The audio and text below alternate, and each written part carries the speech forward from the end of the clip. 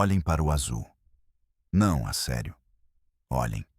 Esse azul turquesa quase violento do Caribe mexicano. O que inunda os cartões postais. O que é vendido nos folhetos. O que promete esquecer todos os problemas. Ouçam o murmúrio das ondas a quebrar na areia branca. Um sussurro perpétuo. Sintam o sol de Cancún. Um calor úmido que se cola à pele. Um abraço que adormece. O paraíso. Essa é a palavra que usam. Paraíso. Uma palavra tão repetida que perdeu o seu significado. Tornou-se uma marca. Um produto de luxo, com pulseiras com tudo incluído e sorrisos ensaiados pelo pessoal. Mas pergunto-vos, o que sustenta um paraíso?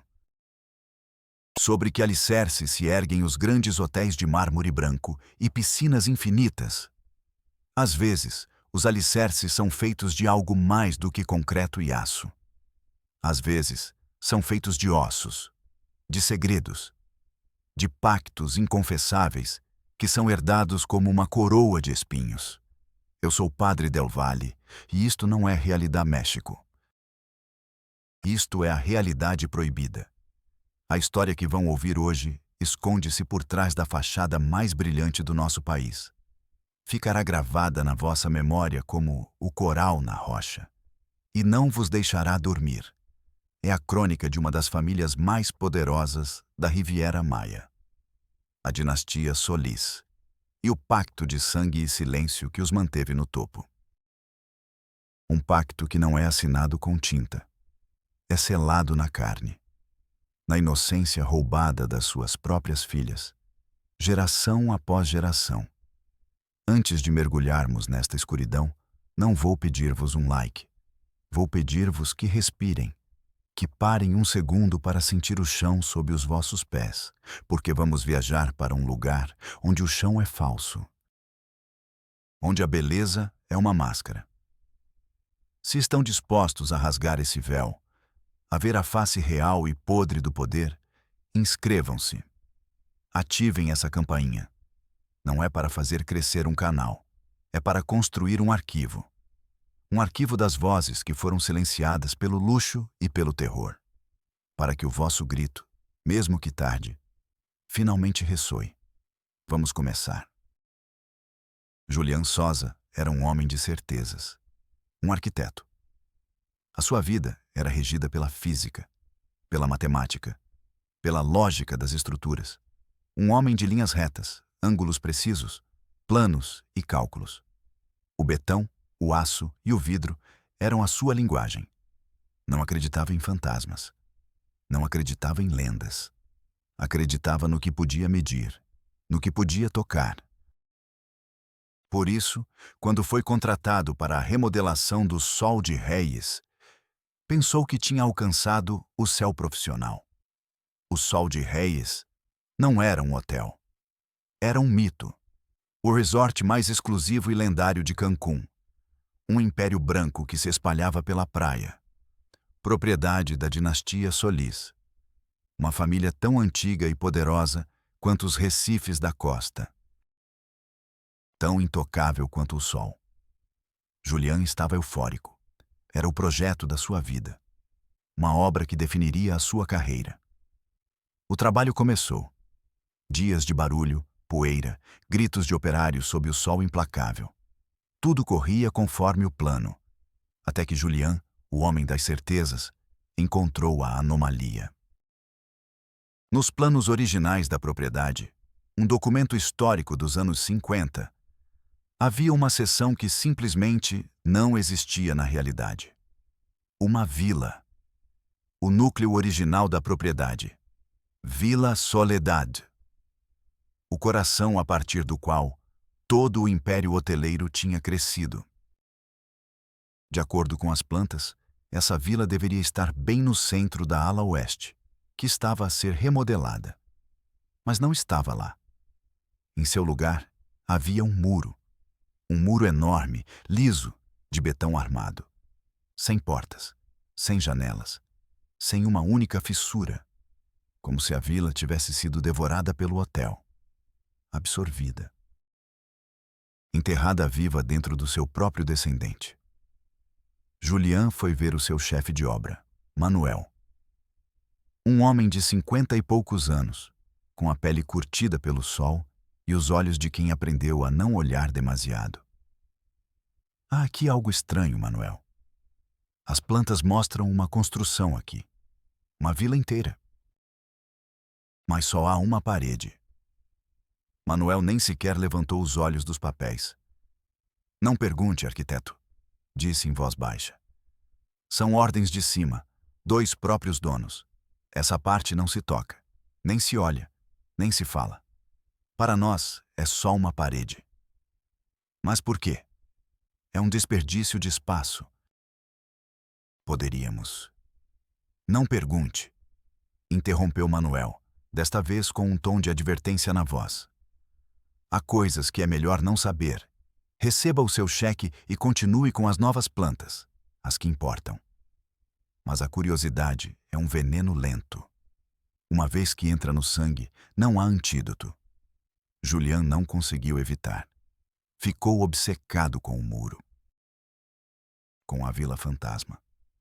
O que havia lá dentro que merecia ser apagado do mapa de forma tão brutal? Por que selar uma construção em vez de demolir? Uma noite, a obsessão venceu. Ficou depois que o último operário foi embora. O resort, normalmente um local fervilhante de atividade, estava num silêncio quase fantasmagórico. Apenas o som constante e surdo do mar, como a respiração de um animal adormecido. Ele aproximou-se do muro. O ar à sua volta parecia mais frio. Bateu com os nós dos dedos. Soava oco. Definitivamente oco. Havia um espaço por trás. Ele percorreu o perímetro da parede, centímetro por centímetro, procurando uma fenda, uma junta mal vedada, um sinal. E encontrou. Em um quarto de serviço adjacente, atrás de um painel de gesso mal instalado. Uma pequena porta de madeira, inchada pela umidade, corroída por térmitas, fechada com um cadeado antigo, enorme, coberto de ferrugem. Julian sentiu um arrepio gelado percorrer-lhe as costas. Isto não era uma simples anomalia arquitetônica. Isto era um túmulo. Um segredo enterrado de propósito. A sua lógica de arquiteto gritava-lhe para ir embora, para obedecer a Manuel. Mas outra coisa, mais antiga e profunda, o empurrou para seguir em frente. Ele encontrou uma barra de metal na caixa de ferramentas. Com o coração batendo forte, ele forçou o cadeado. O metal velho gemeu, resistiu e finalmente cedeu com um estalo que soou como um tiro no silêncio da noite. Ele abriu a porta. Uma lufada de ar viciado e espesso bateu-lhe no rosto. Um cheiro a pó acumulado durante décadas. A confinamento, a mofo, a tempo parado. Entrou, iluminando com a lanterna do telemóvel. Estava na vila perdida. Tudo estava coberto por uma espessa camada de pó cinzento. Os móveis de mogno, cobertos com lençóis brancos, pareciam uma reunião de fantasmas sentados na penumbra. Era como entrar numa pirâmide, num mausoléu. O silêncio ali era diferente. Pesado, opressivo. Julian avançou. Os seus passos levantavam pequenas nuvens de pó que dançavam no feixe de luz. As paredes estavam cobertas de retratos a óleo. A família Solis, geração após geração. Homens de queixo duro e olhos frios. Mulheres de beleza frágil e sorrisos forçados. E nos olhos de todas as mulheres, sem exceção, o mesmo olhar. Uma tristeza infinita. Uma resignação opaca. Como se estivessem a olhar para algo terrível que só elas podiam ver. Chegou a um quarto no fim de um pequeno corredor. A porta estava entreaberta. Parecia o quarto de uma menina. Uma cama com dossel, com o véu rasgado. Uma casa de bonecas num canto, com os pequenos móveis virados.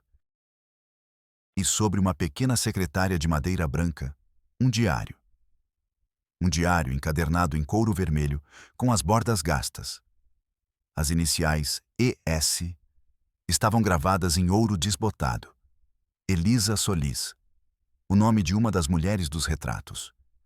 A que tinha o olhar mais quebrado de todas. Julian hesitou. Sentia que estava profanando algo sagrado e terrível.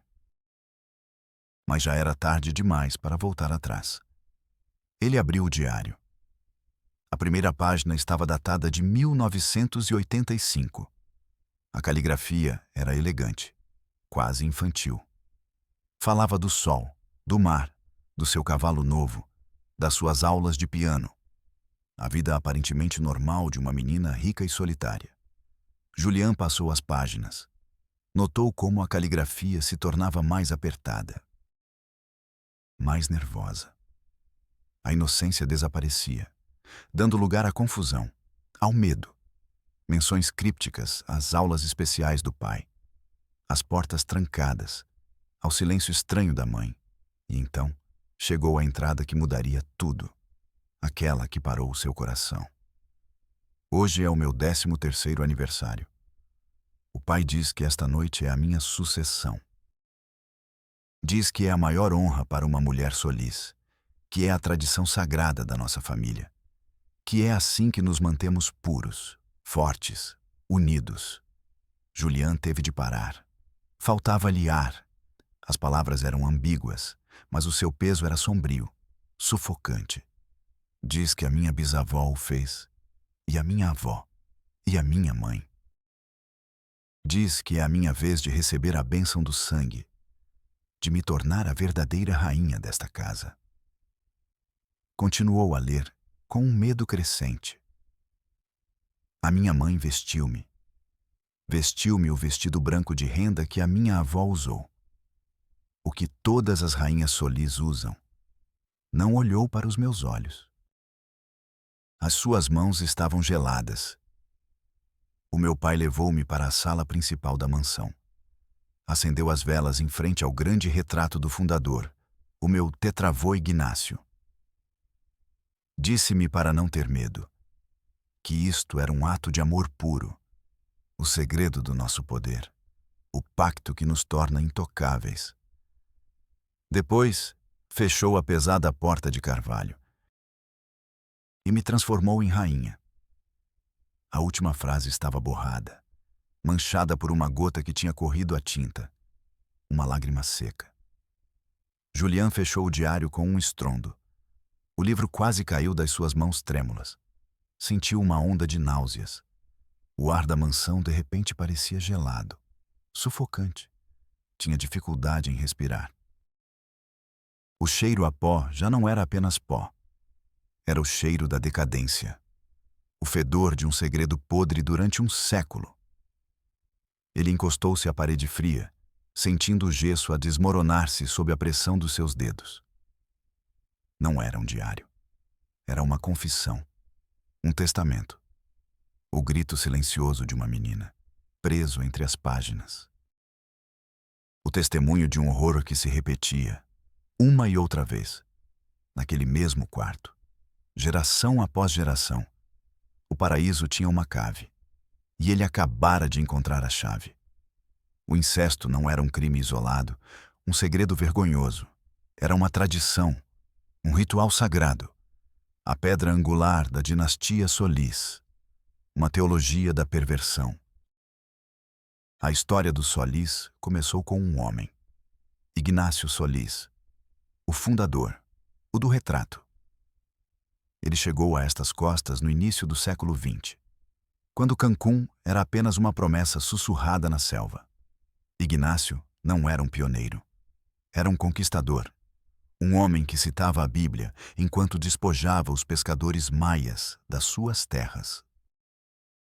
A sua ambição era tão grande quanto a sua crueldade. Construiu a Vila Soledad como a sua fortaleza pessoal, o seu reino. Ignácio era obcecado pela pureza. A pureza do sangue, da linhagem, do poder. Acreditava que misturar-se com estranhos enfraquecia a família, contaminava a herança. Desenvolveu uma ideologia distorcida, uma religião pessoal. Uma mistura de eugenia, fanatismo e narcisismo extremo. O pacto começou com a sua própria filha, a primeira rainha Solis.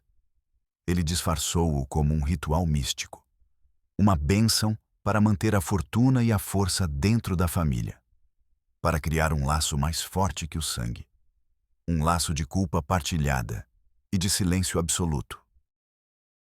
A tradição foi transmitida de pais para filhas. Os homens Solis eram os sumos sacerdotes deste culto obscuro. As mulheres, os receptáculos da honra. As vítimas sacrificiais no altar da pureza familiar. Cresciam sabendo o seu destino sem que ninguém lhes dissesse. Viram a sombra nos olhos das suas mães, das suas tias, das suas avós. Sentiam o peso da tradição muito antes de compreendê-la. E no seu 13º aniversário, a porta fechava-se e o ciclo de horror e silêncio recomeçava. Elisa, a dona do diário, tentou quebrá-lo. Nas páginas seguintes, a sucessão descrevia a sua dissociação, como aprendeu a separar a sua mente do seu corpo. Como se sentia um fantasma na sua própria vida. E como, um dia, um raio de luz entrou na sua prisão. Apaixonou-se por um rapaz da aldeia, um músico chamado Léo. Planeavam fugir juntos. O diário enche-se de esperança, de planos febris. É quase doloroso ler, mas o pai descobriu. Não houve gritos, não houve castigos visíveis. O método Solis era mais limpo, mais terrível. Uma noite, Léo simplesmente desapareceu. Desapareceu da face da terra. A polícia local, já na altura no bolso do Solis, abriu uma investigação que durou 2 dias. O caso foi encerrado por falta de provas. Elisa narra no seu diário a angústia dessa espera. Até que um dia, seu pai a chamou ao seu escritório. Sobre a mesa de mogno havia uma caixa de sapatos. Isto é o que acontece quando se desafia a família, minha rainha, disse ele. Isto é o que acontece quando se procura amor fora de casa. Ele abriu a caixa. Dentro havia uma flauta de madeira, partida em 3 pedaços. A flauta que Léo sempre levava consigo. E ao lado dela, uma mecha de cabelo preto. Ninguém vai amar-te como eu. Ninguém vai proteger-te como eu. Lá fora, só há dor e desaparecimento. Aqui, nos meus braços, estás segura. Naquela noite, Elisa desistiu. Elisa tornou-se sua mãe e sua avó. E todas as mulheres Solis antes dela. Uma prisioneira com um sorriso perfeito e olhos mortos. O diário terminava ali, com as páginas em branco, com um silêncio que gritava mais do que qualquer palavra. Julian saiu da favela ao amanhecer. O sol caribenho, que antes lhe parecia lindo, agora lhe parecia obsceno. Uma luz hipócrita que iluminava um cenário de podridão. Ele levou o diário. Era a sua única prova. O grito de Elisa do passado. Ele não pensou. Agiu. Foi a polícia. A esquadra da zona hoteleira. Foi recebido por um comandante com uma camisa de linho impecável e um relógio de ouro que valia mais do que o seu carro. Comandante Portillo. Um homem com um sorriso fácil e olhos de réptil. Julian, com a voz trêmula de raiva e medo, contou-lhe tudo. A vila selada, os retratos, o diário. Mostrou-lhe o diário. Portillo folheou-o com uma lentidão insultuosa. Nem sequer leu. Apenas passou as páginas. Senhor Sousa, disse, devolvendo-lhe o diário como se estivesse sujo. É novo aqui, não é?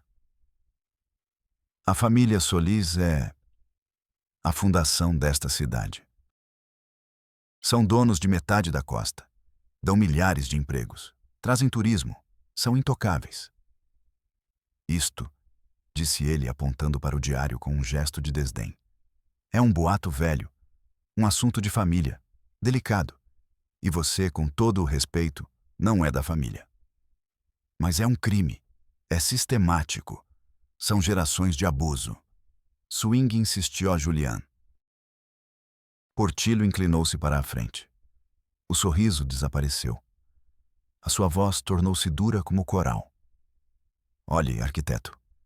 Aprecio a sua preocupação cívica. Mas vou lhe dar um conselho de amigo. Devolva esse livro onde o encontrou. Esqueça que viu essa porta. Termine o seu trabalho, receba o seu cheque e vá para casa. Cancún é um paraíso para os turistas e para aqueles que sabem manter a boca fechada. Não venha mexer na lama. Julian ficou paralisado. Ele não negava nada. Apenas o protegia. Saiu do escritório sentindo o calor úmido de Cancún como um cobertor sufocante. O sistema não iria ajudá-lo. O sistema era o cão de guarda do monstro. Mas Julian não desistiu. O grito de Elisa não o deixava em paz. Viajou para Chetumal, a capital. Conseguiu uma reunião na Procuradoria-Geral do Estado. Um edifício cinzento, impessoal, com cheiro a desinfetante e desesperança. Foi recebido por um vice-procurador, o advogado Valadez. Um homem com um fato mal cortado e um olhar permanentemente fixo no monitor. Julian voltou a contar a história. Desta vez com mais calma, como um caso. Valadez digitava enquanto Julian falava. Um barulho constante e monótono. Quando Julian terminou, o vice-procurador ajeitou os óculos. Compreendo a gravidade do que alega, Sr. Sosa. É muito cinematográfico. No entanto, temos vários problemas processuais. O diário, embora perturbador, é uma prova obtida ilegalmente. Você invadiu propriedade privada. É inadmissível. Além disso, poderia ser uma obra de ficção. A fantasia de uma adolescente com problemas. Para iniciar uma investigação formal, precisaríamos de uma denúncia direta de uma vítima. Viva! Tem alguma? Elas estão mortas ou presas naquela casa. Zrenia, exclamou Julian, perdendo a paciência. O vice-procurador suspirou, um suspiro de genuíno aborrecimento. Olhou para Julian como se ele fosse uma mosca irritante. Senhor Sosa, agora isto, na melhor das hipóteses, se é que alguma coisa é verdade, é um caso de pessoas possivelmente desaparecidas no passado. Isso é da competência de outra agência. Preencha o formulário 2B no balcão de atendimento ao cidadão. E espere. Eles entrarão em contato consigo. O sistema não procurava justiça. Buscava ordenar o horror em pastas, classificá-lo, arquivá-lo até que fosse esquecido. Julian sentiu uma onda de desespero tão profunda que quase o sufocou. Ele estava lutando contra um monstro com 1000 cabeças. E todas faziam parte do mesmo corpo burocrático. O seu último recurso foi uma pequena ONG de direitos humanos num bairro pobre da cidade. Uma advogada, Carmen, ouviu-o. Uma mulher de olhos cansados, mas firmes. Ela acreditou nele. Leu trechos do diário e os seus olhos se encheram de uma raiva silenciosa. Mas depois, a realidade a atingiu.